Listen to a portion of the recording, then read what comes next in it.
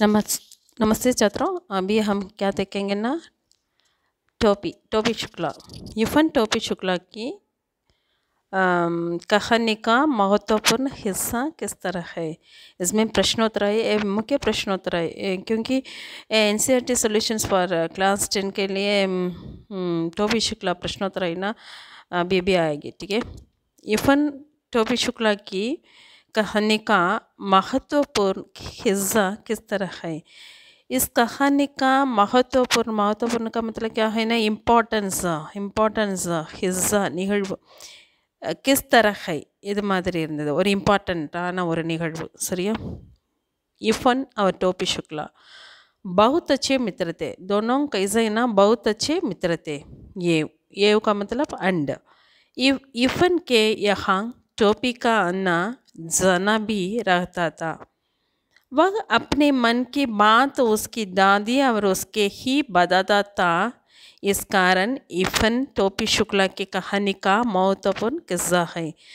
அதாவது இதில் என்ன சொல்லியிருக்காங்கன்னா, இஃபன் கே யஹாங் டோப்பிக்கா இஃபனும் டோப்பியும் அவங்க ரெண்டு பேர் வீட்டுக்கும் அடிக்கடி போகிறவங்க தான். ரெண்டு பேரும் ஃப்ரெண்ட்ஸுன்னு சொன்னால் இவங்க வீட்டுக்கு அவங்க போவாங்க, அவங்க வீட்டுக்கு இவங்க போவாங்க. அதோடு இல்லாமல் அவங்க வீட்டில் இருக்க தாதா அவங்கக்கிட்டையும் என்ன பண்ணுவாங்கன்னா, நல்லா பேசுகிறது. பெரியவங்கள்ட்ட பேசும்போது நம்மளுக்கு வந்து ஒரு குட் அட்வைஸ் கிடைக்கும் இல்லையா. அதான் उसको ही बताता था। इस कारण इफ़न टोपी शुक्ला की कहानी का महत्वपूर्ण हिस्सा है।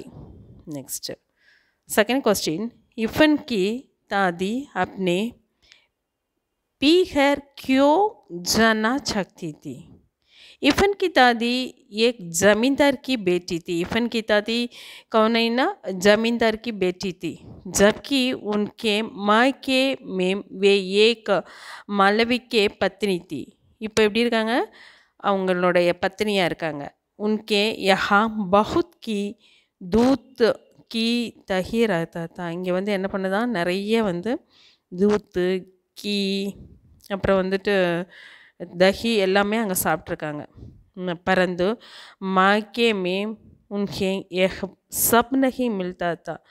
எல்லாமே கிடச்சிருக்கு, அங்கே கிடச்சிருக்கு. ஆனால் அவங்க கல்யாணம் பண்ணி வந்த வீட்டில் வந்து இது மாதிரிலாம் பெரிய வசதியான சாப்பாடுகளோ இதுவோ கிடைக்கல. जिसके लिए वह तरस गई थी. इस कारण वह अपने मायके जाना चाहती थी. இதனால் அவங்க வந்து அந்த அவங்களுடைய அந்த பிறந்த வீட்டுன்னு சொல்லுவாங்கள்ல, அங்கே போகணுன்னு விரும்புகிறாங்க அப்படின்னு சொல்கிறாங்க. சரியா. எப்போவுமே வந்து அந்த என்ன சொல்லுவாங்கன்னா, நம்ம முன்னோர்கள் வந்து அந்த ஓல்டேஜ் பீப்புளும் சரி, நம்மளுடைய பேரண்ட்ஸும் சரி சொல்லுவாங்க, நான்லாம் இப்படி பிறந்து வளர்ந்துருந்தேன்னு சொல்லுவாங்க. அது வந்து உண்மை தான். இருந்தாலும் வர இடத்துலையும் இப்படி இருந்தேன்னு சொல்லுவாங்க, அதுவும் உண்மை தான். சரியா. அப்போது இதை வந்து புரிஞ்சிட்டு படிக்கும்போது ஈஸியாக இருக்கும். इफ़न की दादी अपने बीहर क्यों जाना चाहती थी, ஏன் போகணும்னு சொல்லிட்டு விரும்புகிறாங்க. ஸோ அதுதான் இது. ஓகேங்க.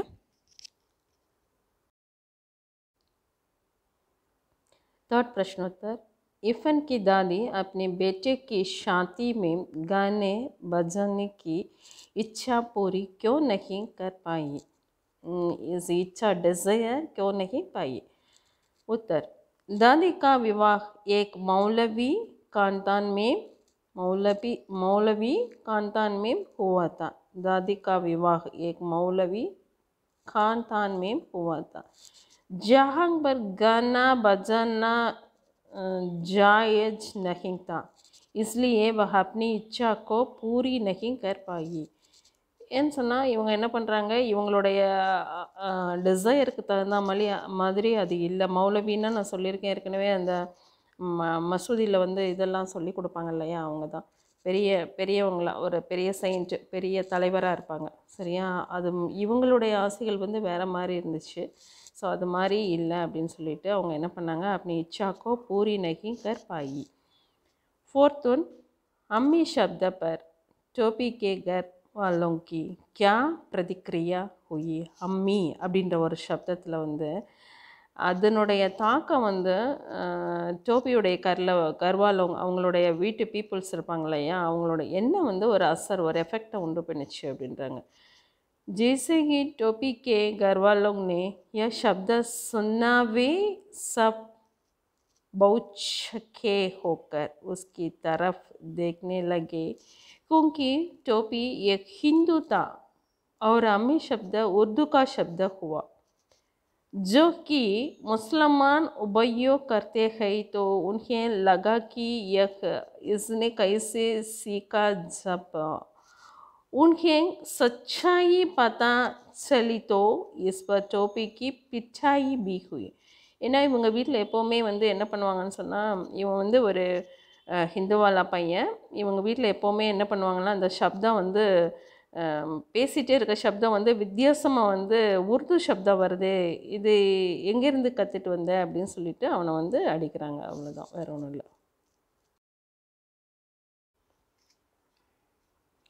10 अक्टूबर सन 45 का दिन टोपी के जीवन में क्या महत्व रखता है?